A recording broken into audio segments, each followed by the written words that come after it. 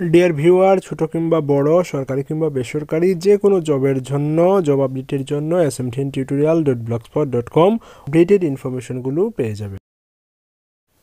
Dear viewer, Punjab national ব্যাংকে লোক নিয়োগ করা হবে। শুধুমাত্র যারা উচ্চ মাধ্যমিক পাশ রয়েছেন তারা আবেদন করতে পারবেন। তো সেই বিজ্ঞপ্তিটা আমরা পুরো ডিটেল দেখে নিচ্ছি, সঙ্গে থাকুন।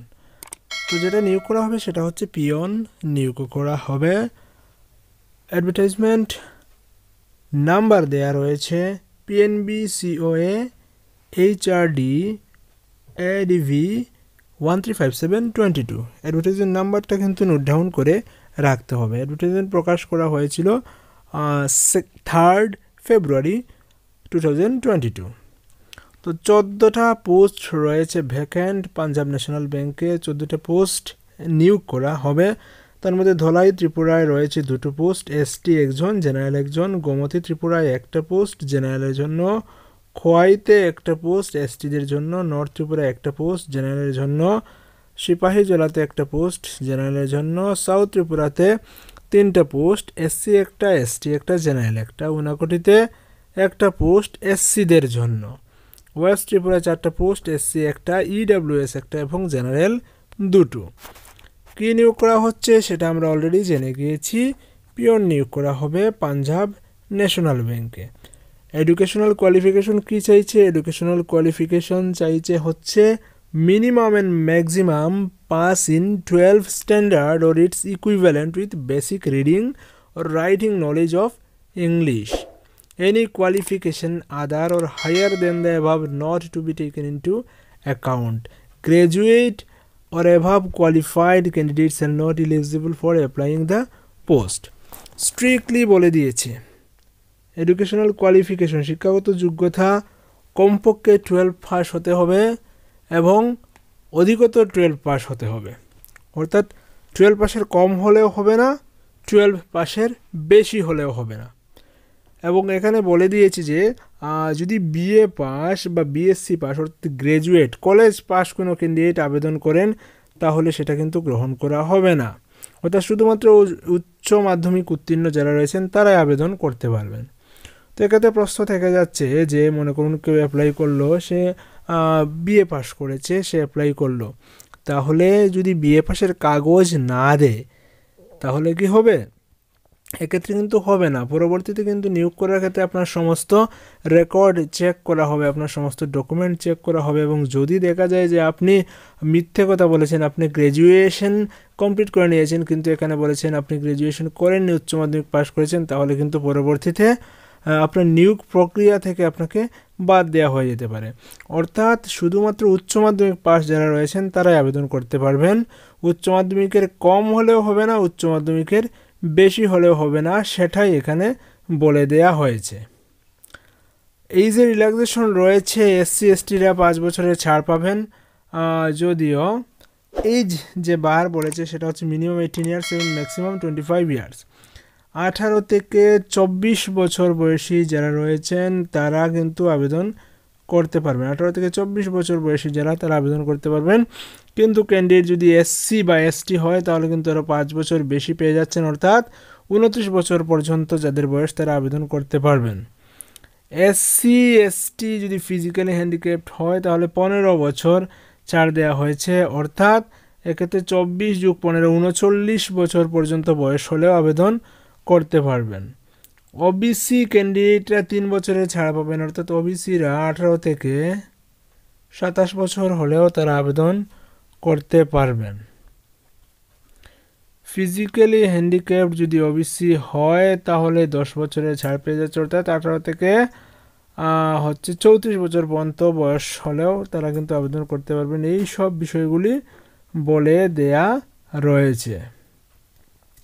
সিলেকশন প্রসেস কি কি রয়েছে দেখুন, যে সিলেকশন প্রসেস হবে মেরিট লিস্ট প্রিপেয়ার করা হবে এবং সেক্ষেত্রে কি করা হচ্ছে, 10 ক্লাসের মার্ক নেওয়া হচ্ছে 40% ওয়েটেজ করে নেওয়া হবে। মাধ্যমিকের মার্কস যত পেয়েছেন তার 40% ওয়েটেজ করে নেওয়া হবে এবং উচ্চ মাধ্যমিকের যা মার্কস পেয়েছেন তার 60% ওয়েটেজ করে নেওয়া হবে এবং ক্যান্ডিডেটকে এই মার্কের ভিত্তিতেই কিন্তু পরবর্তীতে ডাকা হবে। 10 এবং 12 এর রেজাল্টের উপর বেস করে কিন্তু ক্যান্ডিডেটকে ডাকা হবে। যদি দেখা যায় একাধিক ক্যান্ডিডেট একই র্যাঙ্ক পেয়ে গেছেন, অর্থাৎ সমান মার্কস পেয়ে গেছেন, তাহলে কিন্তু আচ্ছা, এখানে বলছে কি দেখুন যে candidate having obtained higher percentage in aggregate as calculated above to be ranked higher in the merit list then the candidate who score lower. এবং যে মেরিট লিস্ট তৈরি করা হবে এক্ষেত্রে যাদের মার্ক বেশি রয়েছেন তাদের প্রেফারেন্স বেশি, অর্থাৎ তারা সিলেকশন হওয়ার সম্ভাবনা খুবই বেশি, এবং যারা মার্ক কম পেয়েছেন তাদের সিলেকশন হওয়ার চান্স একটু কম রয়েছে, সেটা তো বোঝাই যাচ্ছে। তারপর যেটা হতে হবে, eligible candidate should be the domicile of that district for which vacancies have been notified or published. অর্থাৎ আপনি যদি একজন ক্যান্ডিডেট হন, সাপোজ আপনি হচ্ছেন কৈলাসহরের একজন ক্যান্ডিডেট এবং আপনি হচ্ছেন ইউআর ক্যাটাগরির, তো আপনি দেখলেন যে কৈলাসহরের জেনারেলের জন্য অর্থাৎ ঊনকোটি ডিস্ট্রিক্টে কৈলাসহর বা কুমারঘাটে পাঞ্জাব ন্যাশনাল ব্যাংকে যে পিওন নিয়োগ করা হবে, এক্ষেত্রে কিন্তু জেনারেল কোনো চান্স নেই, শুধুমাত্র এসসিদের জন্য একটা পোস্ট রয়েছে। আপনি চাইলেন না আমি ওয়েস্ট ডিস্ট্রিক্টে আবেদন করব, ওয়েস্ট ত্রিপুরাতে পেলেও আমি চাকরি পেলে ওইখানে চলে যাব, গিয়ে ওইখানে আমি চাকরি জয়েন করব, এক্ষেত্রে কিন্তু আপনি আবেদন করতে পারবেন না। সেটা বলে দেওয়া হচ্ছে আপনি যে ডিস্ট্রিক্টে বসবাস করছেন সেই ডিস্ট্রিক্টে ভ্যাকেন্সির জন্য আপনি আবেদন করতে পারবেন। অর্থাৎ ঊনকোটি ডিস্ট্রিক্টের কেউ কিন্তু ওয়েস্টের জন্য আবেদন করতে পারবে না, বা নর্থের কেউ কিন্তু ঊনকোটিতে আবেদন করতে পারবে না, অন্য কোথাও আবেদন করতে পারবে না, সেটা হচ্ছে ব্যাপার। তারপর যে জিনিসটা বলা হচ্ছে, the advertisement is also available in every branch of Punjab national bank under Agartala circle. Punjab national ব্যাংকের প্রত্যেকটি ব্রাঞ্চে কিন্তু অ্যাডভার্টাইজমেন্ট থাকবে, কপিগুলো থাকবে, সেখান থেকেও আপনি বুঝে আসতে পারেন। তাছাড়া ভিডিওতে আমি পুরোটা বলে দিয়েছি, সেটা নিশ্চয়ই আপনি বুঝে গেছেন। এবং অ্যাপ্লিকেশনের লাস্ট ডেট যেটা রয়েছে সেটা হচ্ছে 17 ফেব্রুয়ারি। 17 ফেব্রুয়ারির পরে কিন্তু আপনার কোনো আবেদন গ্রহণ করা হবে না। No application will be accepted by any other mode than speed post and registered post. Application received after 5 p.m. of 17th February or incomplete or without required document will not be considered. No communication in this regard will be sent to those candidates whose application are not being considered. The decision of the bank in regard selection shall be final on the envelope. It should be clearly mentioned as application for the post of peon, name of the district. আবেদনপত্র আপনাকে by post পাঠাতে হবে। কোথায় পাঠাবেন? দেখুন যে পাঠাতে হবে to the chief manager, Punjab national bank, Agartala circle office, Durgabari road, Agartala, Tripura 799001। পাঠাতে হবে স্পিড পোস্ট অথবা রেজিস্টার্ড পোস্টে, অর্থাৎ পোস্ট অফিসে গিয়ে কিন্তু সেগুলো পাঠাতে হবে খামবন্দি করে, এবং খামের উপরে application for the post of peon লিখে আপনি যে ডিস্ট্রিক্টের জন্য আবেদন করছেন সেই ডিস্ট্রিক্টটা লিখে পাঠাতে হবে। ডকুমেন্ট কী কী পাঠাবেন? ডকুমেন্ট আপনাকে পাঠাতে হবে complete biodata with mobile number. আপনি একটা বায়োডাটা তৈরি করবেন যেখানে মোবাইল নাম্বার অবশ্যই মেনশন করা থাকতে হবে, সেই বায়োডাটা দিতে হবে। সেলফ অ্যাটেস্টেড রিসেন্ট ফটোগ্রাফ, আপনার ছবি দিতে হবে সেলফ অ্যাটেস্ট করে, অর্থাৎ ছবির উপর সিগনেচার করে দিতে হবে। Self attested copies of document supporting age, আপনার বয়সের প্রমাণপত্র একটা দিতে হবে, মাধ্যমিকের অ্যাডমিট কার্ড দিয়ে দিলে হবে। তারপর হচ্ছে self attested copy of marksheet of class 10 and 12 or equivalent exam, class 10-এর এবং ক্লাস 12-এর মার্কশিট আপনাকে দিতে হবে। Self attested of permanent resident or registration with district employment exchange as a proof of domicile. PRTC লাগবে, আপনার exchange card লাগবে, self attested copies of Aadhaar card দিতে হবে, অথবা প্যান কার্ড বা ভোটার কার্ড যে কোনো একটা দিতে হবে।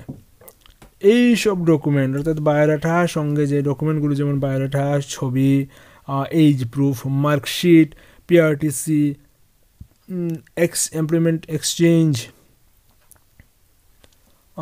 তারপর হচ্ছে আধার কার্ড, এই সবগুলি খামবন্দি করে যে ঠিকানা রয়েছে সেই ঠিকানায় আপনাকে পাঠাতে হবে ইন্ডিয়া পোস্টের মাধ্যমে রেজিস্টার্ড পোস্ট বা স্পিড পোস্টে, এবং খামের উপর লিখতে হবে application for the post of peon, তার উপর হচ্ছে ডিস্ট্রিক্টের নাম লিখে পাঠাতে হবে, এবং সেটা আপনাকে 17 ফেব্রুয়ারির মধ্যে কিন্তু আগরতলা গিয়ে পৌঁছতে হবে, তবে আপনার অ্যাপ্লিকেশন গ্রান্ট করা হবে, আদারওয়াইজ কিন্তু সেগুলো বাতিল করে দেওয়া হবে। এবং আপনি যে ডিস্ট্রিক্টে রয়েছেন আপনি কেবলমাত্র সেই ডিস্ট্রিক্টের জন্য আবেদন করতে পারবেন, অন্য ডিস্ট্রিক্টের জন্য আপনি আবেদন করতে পারবেন না। এই ছিল আজকের আপডেটেড ইনফরমেশন, নিয়োগ সংক্রান্ত ইনফরমেশন। তো নিয়োগ সংক্রান্ত কিংবা স্টাডি সংক্রান্ত সমস্ত আপডেটেড ইনফরমেশনের জন্য আমাদের ইউটিউব চ্যানেল SMDN টিউটোরিয়ালকে সাবস্ক্রাইব করে রাখবেন। দেখা হচ্ছে পরবর্তী সেশনে, ততক্ষণ ভালো থাকবেন, ধন্যবাদ সবাইকে।